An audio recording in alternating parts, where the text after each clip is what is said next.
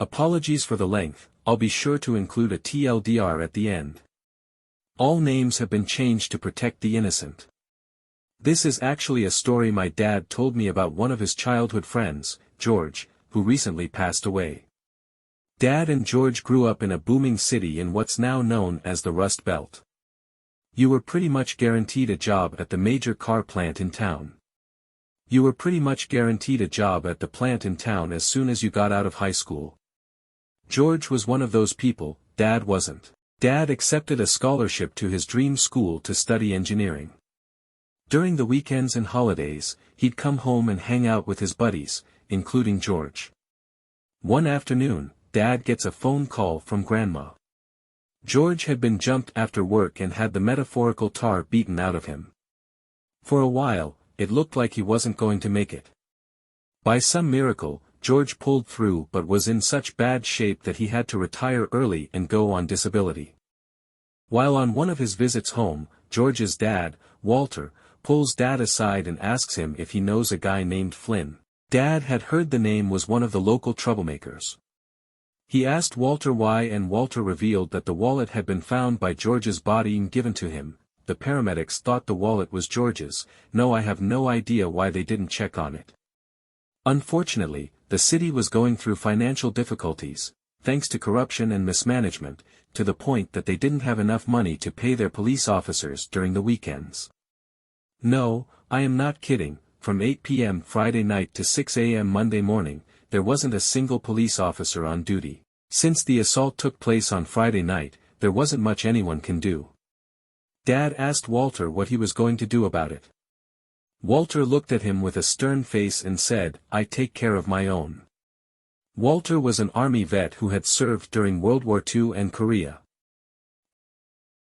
He never spoke about his time, claiming he was a radio technician and never left the base. He never breathed a word to anyone, even George's mother, his wife. The full story never came out until after George's death, when a letter Walter had written before his death was found in George's possessions. After realizing that Flynn was one of the people who had destroyed George's life, Walter got in touch with his friends. He was a personable guy, you know the type, the kind who makes friends in 5 minutes. They all agreed that something had to be done. And thus Operation George's Revenge was born. Walter and his friends began observation of Flynn and would keep tabs on him. It took several weeks, but eventually, Flynn and his buddies, Mac and Zeno, were overheard bragging about the attack.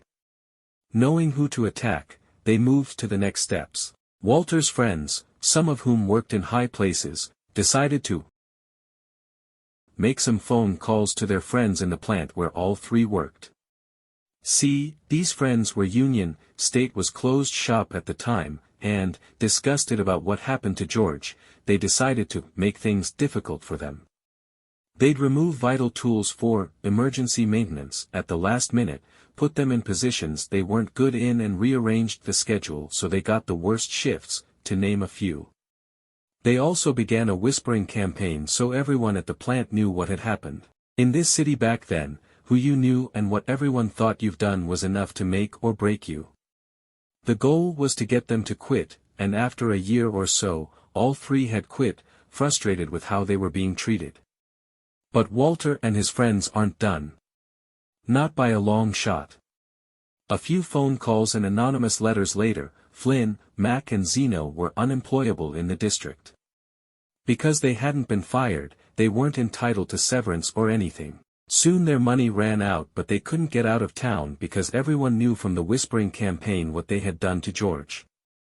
For the rest of their lives, Walter and his friends kept an eye on Flynn, Mac and Zeno. Just when it appeared that they had an out, the whisper/letter campaign would start again and they'd be denied an out. The three men ended up homeless and destitute alcoholics who couldn't even get state aid. And this is in a state that is known for its generous aid for those in bad straits. Walter and his friends made a contingency plan to continue this until the three men were dead, using the next generation. So those men would never forget what they did to George. Nobody was able to find out anything about Flynn, Mac and Zeno, but I wouldn't be surprised that they're still stuck and miserable. TLDR, Dad's childhood buddy was jumped by 3 troublemakers. Childhood buddy's veteran father and his friends decide to make troublemakers' lives heck for the rest of their lives.